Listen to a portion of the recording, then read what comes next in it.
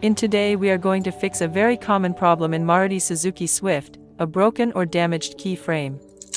If your car key is loose, broken, or not working properly, don't worry. You don't need to buy a new key. You can easily fix it at home and save money. In this video, I will show you step by step how to replace the key frame in a simple and easy way. No advanced tools needed, just a quick DIY fix. So make sure to watch till the end, and let's get started.